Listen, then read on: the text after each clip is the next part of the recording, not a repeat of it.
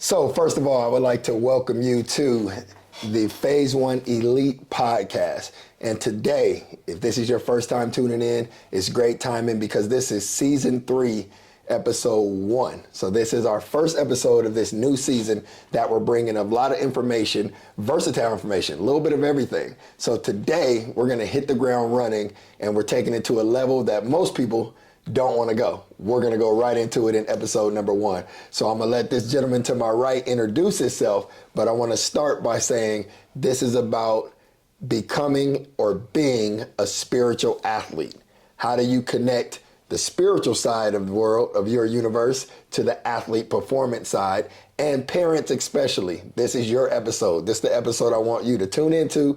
I want you to watch, listen, and then, of course, I'm going to have you share because there's going to be a lot of value that's going to be shared in these next few minutes. So with that said, I want you to go ahead and introduce yourself, and let's get right into it. I am Jonathan Jones. A lot of people know me by Coach Jones, Minister Jones, Elder Jones, but known Mike Waters all of his life.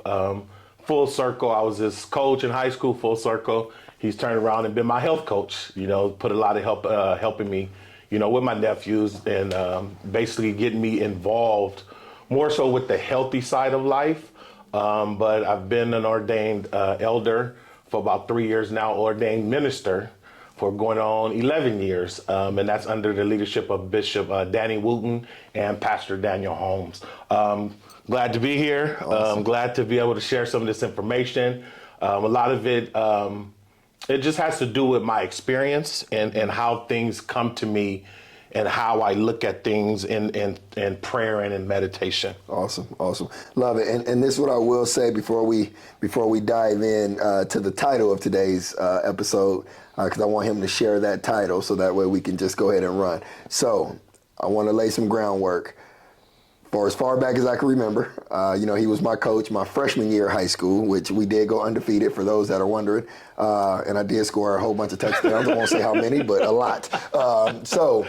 That was, obviously when I was a young man. Then as I progressed and got through college, finished college, started Phase One Sports, then of course you're at that level of maturity. So this was the person that I would call anytime that I just needed that spiritual advice, that counseling, that mentorship, where you just feel like something's not right, or maybe you're not serving your entire purpose, or whatever it may be, whatever emotion you may be going through, this was my go-to. This was the person that I would reach out to, and every time we'd have a conversation, I would hang up the phone, because back then he was living in California, now he's here in Vegas, but I would hang up feeling better, feeling relieved, and feeling like I had some direction. So there's a lot of personal credibility that I want to give to him, which is another reason I think this is so important, and I'm excited to be able to share his knowledge and his information with you guys. So I just wanted to lay a little bit of groundwork before we get into it. So what is the title of today's episode? So the title of it is A Godly Perspective on Today's Youth. Got it. A godly perspective. Godly perspective on today's youth. Today's youth. Okay, so I like that. So let's let's start by discussing what are you seeing in today's youth, even in comparison maybe to the previous generation, to your generation, my generation, whatever that. What is it? Because obviously, if this is the topic you want to discuss, there has to be something that you felt or something you've been feeling or seeing for, I'm sure, an extended amount of time now. So what does that look like? So what it is, I think I've got more of a clearer understanding by raising my nephews, because they come from a generation of today, and a lot of you parents out there can really relate. It's something different about this youth today when it comes to discipline, when it comes to accountability, when it comes to just being a child and understanding as a child that I need guidance, I need help, and I do not know everything. And in today's youth, you battle and you fight with that attitude. But the difference is the way we were raised, it does not work with these children. The whipping, the talking to them, it doesn't work with them. So I've been trying to understand what's missing, because they need something to get to tomorrow. So that in thinking about that, I came up with, in prayer, somebody has to start looking at this from the other side. You know what I'm saying? The godly, the spiritual side of life, because everything that's done on the physical human side is driven by the spirit. Yeah, that totally makes sense. No, and I do agree, and I think that's what makes it cool, because a lot of parents, I'm sure, are struggling with some areas of their children's lives. Right. Whether it be discipline, structure, school, respect, whatever it may be. And I think, sometimes we tend to look at everything else before we go into the godly or the spiritual perspective on it. Right. So that's why I think this is totally valuable. So with that, let's go back to the previous generations, because obviously you see there's a contrast between the two. So what are some of the reasons, or you think that, what were the positives of the way the previous generations were raised that led to possibly more discipline or more structure or more respect or whatever it may be, in contrast to today? What are some of those things that were there then that are not in place anymore? Right. I would say, if I was to, there's a lot of things we can say. Yeah. But my experience, I would tie it to prayer. Okay. There is the prayer of the parents and the mothers in the churches and all of these people believed in prayer. And me growing up, in the church, and even probably in your generation, there was always a prayer line for kids. Yeah. The leadership in our churches knew that these kids had to fight something that had to be battled through prayer. That's good. So there was always a prayer line. There was always somebody praying, somebody on the phone praying. There were tarrying services that were tailored just for the youth. I don't know if anybody's doing it, but I don't see it. And I see a lot of stuff on the internet and all, but I don't see nothing to who's praying for these children. You know what I'm saying? So I would say it has to be prayer. There's no prayer. Yeah, that totally makes sense. And you're right. As I think about it, I think my generation may have been one of the last that did have the prayer lines, did even have prayer in school. I remember, being in elementary and middle school, and we would pray pretty consistently, on a daily basis in school. And then I think also, which, we have to say it, I think the parenting as well, because my mom took the time to try to teach us how to pray, or try to say, hey, make sure you say your prayers. Like, we did a lot of that as young people growing up, that I don't know if parents are still doing. Well, I think what has happened, and it's not that it's wrong or if it's right, but what we have to learn to do is we have to learn to deal with reality. Yeah. The reality, a lot of our parents today are looking more for a relationship with their child, as opposed to the relationship should be not the rule. The rule shouldn't be the relationship. The guidance should be the rule. The relationship is the exception, because you're not going to be with your child all the time. Yeah. What is going to stick with them when they don't have this relationship no more? Okay. The guidance. Yeah. That's something you instill in them, train them up in the way they should go. That's something we instill in our youth. Prayer. Yeah. How many times are we praying with our kids so they mimic what they know, so they have the ability to ask us, well, why are you praying? Yeah. Who are you praying to? You know what I'm saying? But I think over the years also with prayer, people think they have to have this elaborate prayer No, prayer is a simple conversation with God. The same way I'm talking with you, get on your knees and humble yourself and talk to God the same way. But there's a key thing you have to remember. You have to have a meditation, because that's when God talks back to you. Got it. So if you're always praying at some time you have to get to a quiet place where you meditate and allow yourself to open up to hear what God is telling you. Got it. And answers to your prayers. Yeah, so that's why obviously you always hear the combination of prayer and meditation. Go together. The prayer is the conversation or the speaking, you verbally speaking Correct. out your thoughts, your emotion, but then the meditation is the silence in order to receive, To hear what God to is actually saying. hear what God is saying. I love it, man. And let me be, upfront. This isn't about any one religion. This isn't about what your God name is. This is just about prayer and about spirituality. This is about a connection with the source, and that's what this comes down. I just want people to be clear that we're not concerned with what your religion is necessarily, but it's still the prayer meditation that we're missing. So let me ask you this, since we are kind of going down the lane of, of the spiritual side and, kind of just tapping into the religion side of it,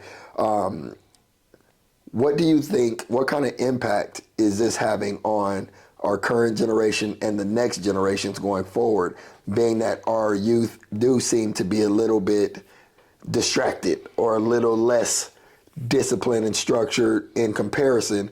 So what is this resulting to, or where do you feel like it's going if we don't make these changes and figure this out?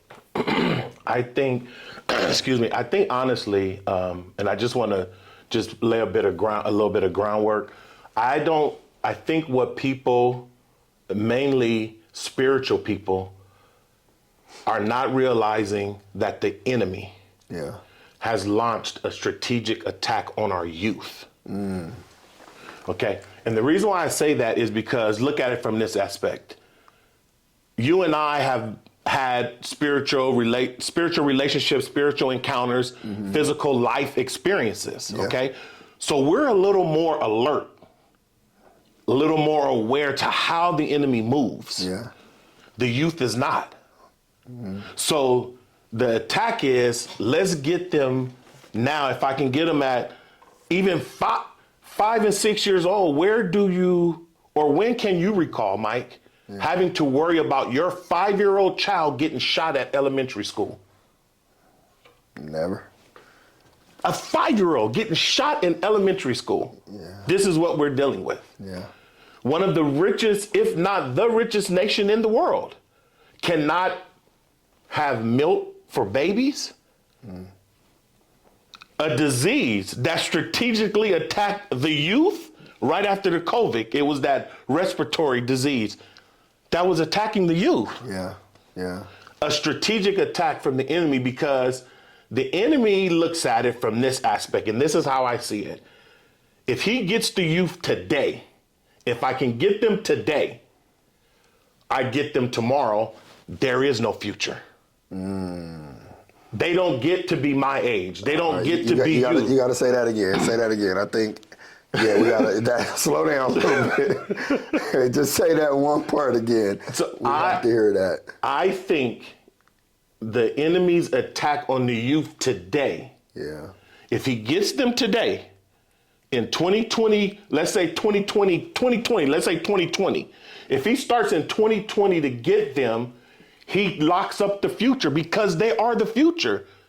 You and I are going to we're going to pass away eventually. Yeah. And it's going to be their, what are they going to have?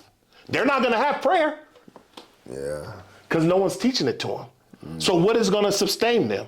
And the enemy knows it. Wow. Yeah. The enemy knows it. If I can get the parents to focus more on the relationship and being a friend to the child and understanding the child, as opposed to giving them guidance and helping them, I got them when that parent's not here. Because it's relationship based. It's relationship based. That's good. That's good. No, I that's awesome. Wow, that's deep. You got me. What? Look at it like this. You have a newborn baby. Yeah. Just think about it. Think about this world and what's going on in this world. What is the only thing you can give your child that's going to hold her when you can't be there? Yeah, that's true. It's prayer, her relationship. Yeah, or her relationship with prayer and with God. Exactly. Because that's irrelevant, or whether I'm here tomorrow or, so that. But where's she going to learn it from? Yeah, it has to be taught by us. It has to be taught by the parent. Yeah, by the parent. That's good. Wow, that's good. That's good. So parents, it's on us, right? We have to implement this. And I think we're as parents in 2023 and going forward, I think we are up against a lot. We're up against a lot. So, I look at the internet, for example. The internet is probably one of the greatest gifts that we have seen as a people.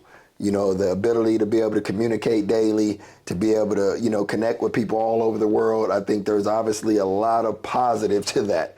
However, like every coin, there's two sides. There's two sides. So how do you feel like the internet has had the negative impact on the youth, or has it? Or is it something that we don't really worry about? From my perspective, I think it has. I said and the reason why I say that is, if we think about you and I, we're a little older. Think about us growing up. Our parents was able to a certain degree, monitor our interaction. Before you could go over one of your friends' house, your mom and dad had to know their parents to know what was going on. You know what I'm saying? And all of the things we did growing up, we was riding bicycles on handlebars, and all of our stuff was more physical. A physical social life. So the kids today, everything is behind the phone. You see what I'm saying? And your child is exposed to any and everything, the very things that you wouldn't want your child to be exposed to. They can pick up a phone and get access to it. And we have no ability as parents to monitor or to stop it. The enemy. Let me get the youth. I'll handcuff the parents. And I'll use the internet. Now, don't get me wrong. The internet has the good and the great side of it. But we can't control the other side of it. But guess what? We can. Prayer. Prayer. And that. We wrestle not against flesh and blood. Prayer. Wow. We defeat the internet. And then they also tell us, okay, treat your kids a certain way. You have to talk to your kids a certain way, all of this. And I totally agree to it. I agree with it, totally. But that same law is done away with when they're in their possession. When our kids are in the possession of the law, why don't they apply the stuff that they'll put us in jail for? Oh, okay, I see where you're going. Saying far as the legal system. Exactly. Yeah, so basically your kid can go to jail and they can treat them any kind of way. But you're making us. But if you touch them at home, I'll go to jail. Then that's child abuse. But you could take my child and lock him up in the cage. Beat him, do whatever you want to do. Whatever you do. Kill him. Literally. And if I just yell a little too loud, that's domestic and your CPS is on the way. The enemy has figured out a way to rob us as parents the ability to raise our children. Wow. And he's doing it in a way to where it's becoming the law. It's becoming the law. So what do? So if we don't abide by the law, we lose our kids because now they lose us. And if we do it the way we know, and I'm not talking about beat your kids. I'm not talking about abuse your kids. You know what I'm saying? Sometimes you know what your kid is doing because you've been there. And sometimes they got to put on their boots and get some of this tough love. I mean, but what do we do? To what degree?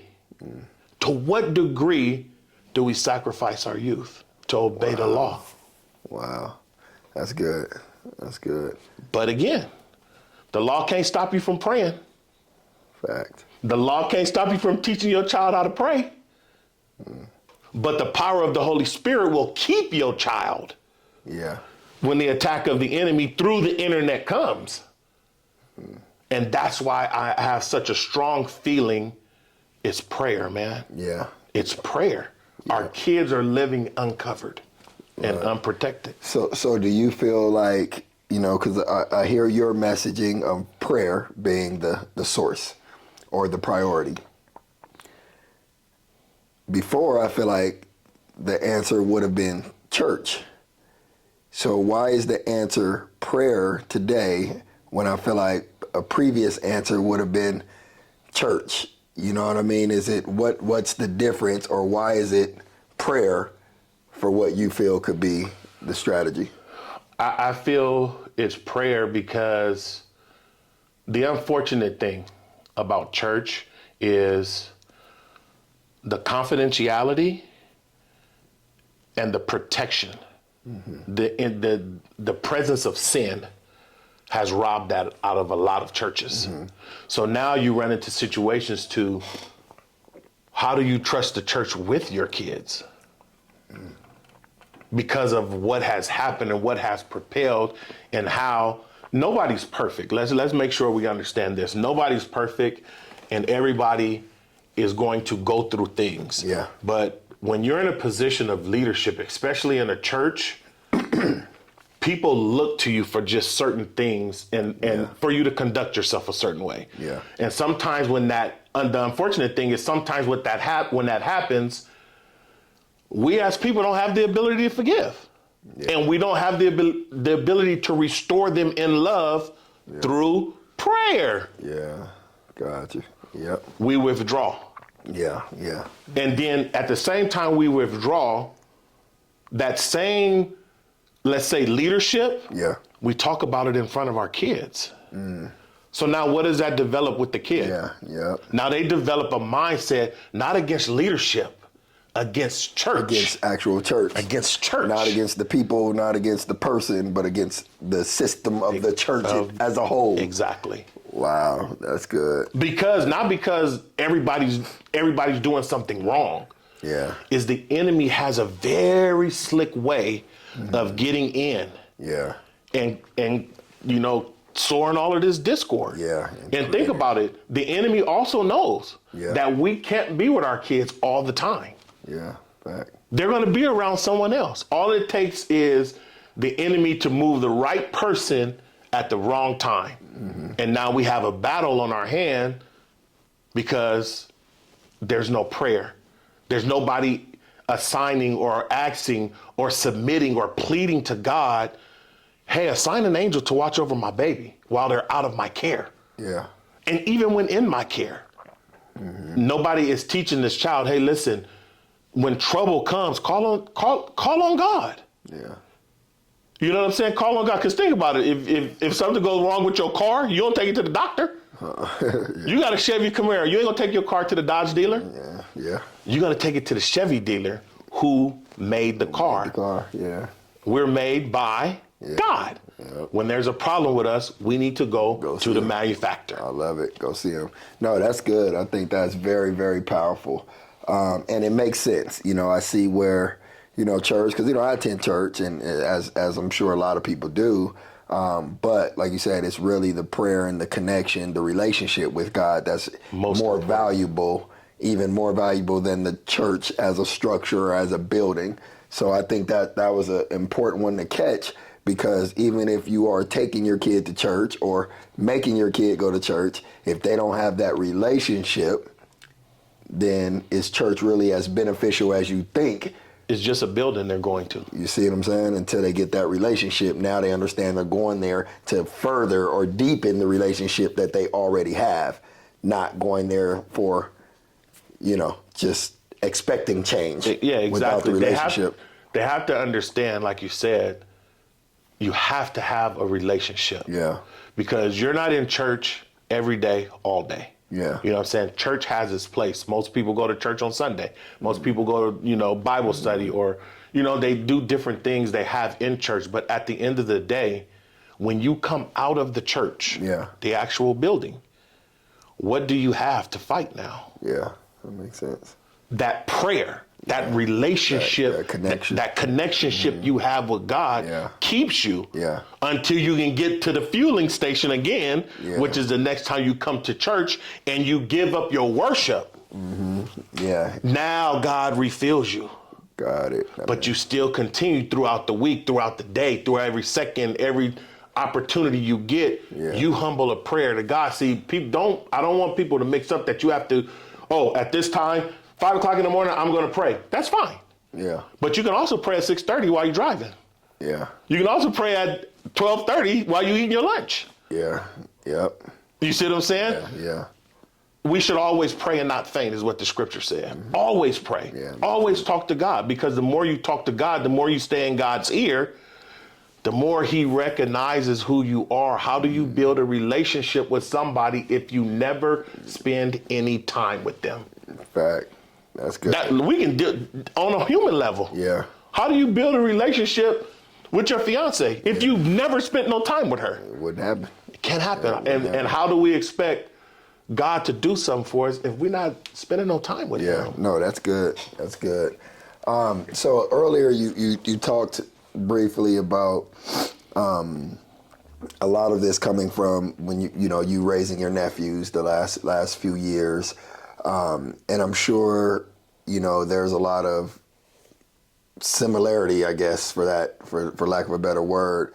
What are some of the things that you noticed when you took on that responsibility that you knew you were going to have to battle or try to impact? You know what I mean? Because you got them at a certain age where they were already, exposed to different things. You know what I mean? And granted, this isn't to, make it personal necessarily. It has nothing to do with them, because I just know there's similarities, because we deal with a lot of young athletes, a lot of young kids, and across the board, there's a lot of similarities in what they're dealing with. So I'm just curious as to what you knew immediately was going to be something that we need to impact from a discipline or a structural prayer perspective that you were able to influence.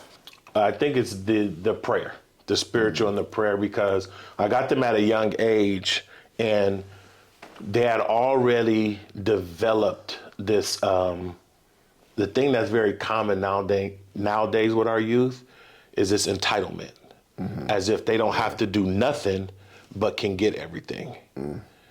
But that's not even, that should be nobody's reality. Yeah. Because if you don't work or earn what you have, it's not going to have value to you. Yeah.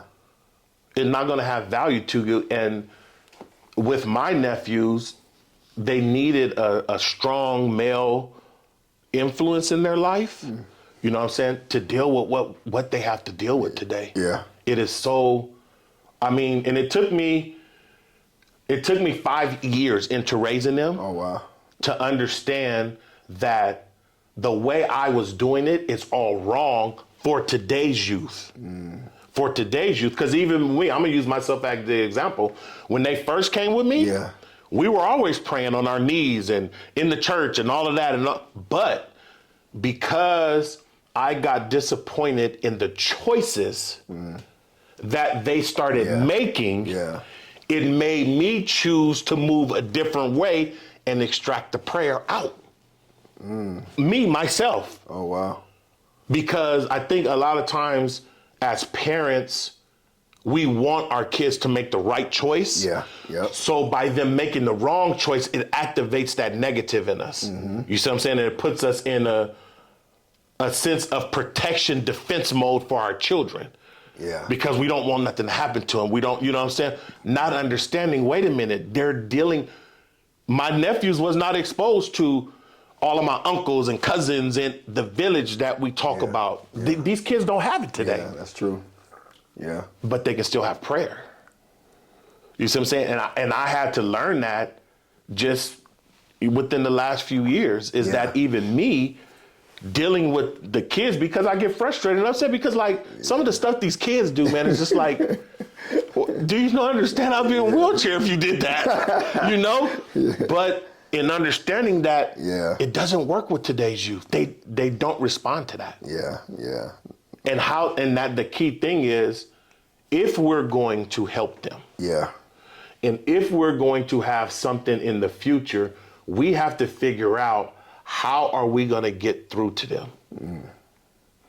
That's perfect. We have to figure that out. Yeah. And it's not, I'm telling you, I tried it. It's not the way we were raised. That's good. That's not going to work with this youth today. And for me, I've tried, even with my nephews, I've tried it with them, even their way, it doesn't work. Yeah. Because their way doesn't incorporate accountability. Yeah, no accountability. Yeah. No accountability. Yeah. And that's how they want to operate, with no accountability and not understanding the law of cause and effect. There's an effect to your action. Yeah. When you make and they don't understand that okay, well, I don't know what the effects of this is, so I'm not really worried about it. Yeah. But I know what it is because I've been down the road, but that doesn't matter to them. Yeah. And that's where we start to lose the battle as parents, when you know for a sure fact you're going down the road that's going to lead to destruction. Yeah. And they have absolutely no concern. No idea Nothing. or care. Don't even care. Yeah. Wow. Okay. All right. So the hard question. This is the hard question. So I know the parents are watching. They're dialed in. They're sitting on the edge of their seat. So the hard question is, how do you implement? What do you do? What is the strategy? I'm a parent. I got a teenager all over the place. We're battling. You know what I mean? I may have established a relationship because I want to be friends and I don't like conflict and I don't want to argue with my kid and I want them to love me and all that good stuff. But it's like you see it now. They're on the wrong street. Mm-hmm. And I got to figure out how to get them to the right street. What is the strategy? What do I do? I would say, for me, what I had to do, the first thing is I had to be accountable for where I dropped the ball. Okay. Yep. You see what I'm saying? Once you find out where you dropped the ball at, that's where you go back and pick it up. Got it. And incorporate prayer. Mm-hmm. You don't have to take your child to church for prayer. Yeah. You can pray with your child at home. Mm-hmm. You can teach your child how to pray. You can help them understand what prayer is. Mm-hmm. Because like I keep saying it, and it just weighs on me, what happens when we're not around? Yeah. What's going to keep these kids when we're not around? And that's the power and the presence of the Holy Spirit. Mm-hmm. That's going to keep them. We have to dial back in to praying for our kids. Mm-hmm. And like, I just want to touch on what you said earlier. This has nothing to do with religion, what God you serve, or this has nothing to do with that. Mm-hmm. This has to do with spirituality. Yeah. If you recognize what I'm saying to be true with these kids, pray to who you pray to. Yeah, that makes sense. Pray. Pray for the protection of our children. Yeah. Pray that prayer. And if everybody's praying that prayer, I guarantee you something's going to happen and there's going to be a move and there's going to be a shift on our youth. Yep. I guarantee it. So now let's go a layer deeper. Okay, we have the strategy, prayer, right? So there's some parents out there, and I'll just, put it out there. There's some parents out there that they don't know how to pray. So how are we to teach our kids how to do it when we may not know how or know what that really means or what that really looks like? So now, like old school say, now you got the blind leading the blind. Right. You know what I mean? Where does that start at? I'm a parent, I'm ready, I get it, you're right. Prayer is the answer, that's the direction, we need to implement that. Okay, but I don't pray. I don't even know how to pray. Where do we go with that? I mean, you know what I mean? Because now we're still stuck. Right. I get it. Awesome podcast. I'm all in. I'm committed. I'm locked in. I'm starting tomorrow is Sunday. We're going to have prayer. And then you look in the mirror and you go, I don't know how to pray. So I'd say for me, I started with ACTS, ACTS. A is for basically adoration, adoring God. Okay. Talk to him first. Just tell him how good he is, how you love him, The C is for confession. We all live in the fleshly body. Mm-hmm. Sin is prevalent. Yeah. It happens with us knowing. It happens when we're not knowing. Yeah. So that you confess your sins to him, to God, not to nobody else. You confess them to God. Yeah. God is the one that can forgive you of your sins. T, thanksgiving. Thanking for everything you have, because you wouldn't have nothing if it wasn't for God. Even if it's not what you want, thank him for it. Thank him for the breath, life, your job, your car, whatever. You give him thanks for what you have. Mm-hmm. And then the S is supplication. God, help me with this. God, cover my child. God, cover children. Mm-hmm. God, have an influence on our nation leaders. Then put your supplication in. And that's the simple format to prayer. That's good. So that's ACTS. ACTS. All right. ACTS. All right. And I tell you what, I have a PowerPoint on it. If you want it, email me, or in this podcast, I'll email it to you. I have it. There you go. And I'll put his info in the description so y'all can check it out, or just shoot us a direct message and he's going to shoot that to you. So that's perfect. All right. So as we kind of, get ready to land the plane, we need two things.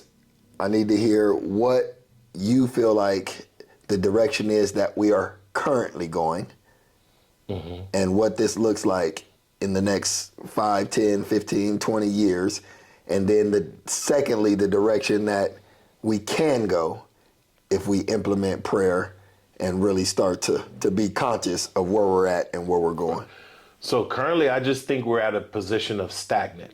We're not moving because we lost the control of everything. Yeah. Everything is simply controlled, by the internet, by the influence on the internet. And the biggest problem with that is a lot of our kids don't understand that that's just the internet. That's not reality. Yeah. That's not life. So I see it propelling downward, like very fast, because the internet is going to grow. Yeah. More people is going to put more stuff on there. And if you look at it now, some of the stuff that's on there, I didn't see this stuff when I was growing up. Yeah. You know what I'm saying? And again, it's how the enemy is moving and how he's launching his attack to really deflect everything from God and from spirituality and get us to focus on the physical. You know what I'm saying? And every physical body has an expiration date. Yeah. But your spirit doesn't. Makes sense. You know what I'm saying? And your spirit in truth is how you deal with God. Yeah. Only in spirit and in truth.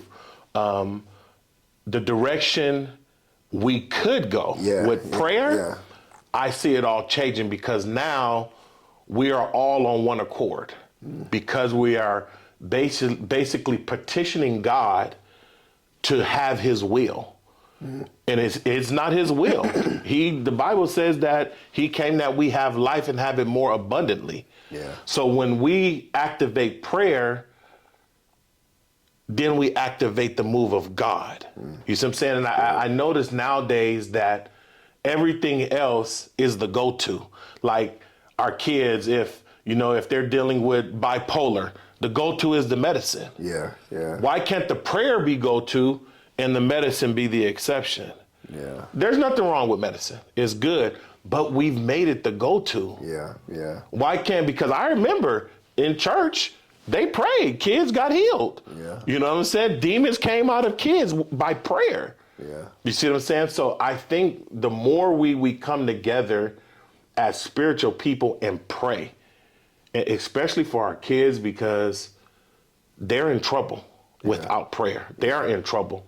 And parents, everybody, just look at what's going on in the world and look at the influence the world has on our children. How do we protect them? How do we cover them? Yeah, because we're not there all the time. And, everybody, again, unfortunately, the villages have been tore up. There is no more villages. Who do you trust your kid with nowadays? It's very hard. That's true. You know what I'm saying? You have a very small circle of physical people that you can trust, but prayer, God can cover everybody. His love, his protection covers everybody. So I would say we need to get back to prayer, especially for these kids. We have to pray for these kids, bishops and pastors and leaders of churches. Spend some time, dedicate some time for our kids. They are our future. And if the enemy has his way, they are lost and we don't have a future. Wow, that's good. That's good. I love it, man. That is good information. I think there's been a lot of value. I think a lot of perspective, which I love. I know there's parents that are going to watch this, going to listen to this, that are going to get it immediately. It's going to resonate immediately. And what I love most is it's tangible. It's something that they can take away from this podcast and implement today and start to change and start to redirect their children's future, which we know that's what it's all about. Exactly. If you're following this podcast, how much time we invest in youth and young athletes and young adults. So that this means a lot to us And I'm just thankful that we've been able to share it, and that Mr. Jonathan Jones here was able to come in and just share his insight. Like I told you in the beginning, wealth of knowledge, wealth of information, my spiritual advisor, my spiritual mentor. So this has been awesome, man. So I want to thank you for coming out and sharing this. Thank you. Everyone watching, I would like to say, make sure you tap in and follow this man. I'll put all the information in the text as well. If you want that prayer strategy, reach out, because we're going to send that out. And aside from that, if you haven't subscribed, make sure you do that already. If you're not following, make sure you follow. Make sure you just check it out. We're going to continue to provide value. All we ask that you continue to watch and continue to share it with people that you know that need it. And that's all we're trying to accomplish. So thanks for tuning in. This is the Phase One Elite Podcast, and this is episode 1. And thank y'all for tuning in. We'll see you on the next one. Perfect, man. That was good stuff. Good stuff.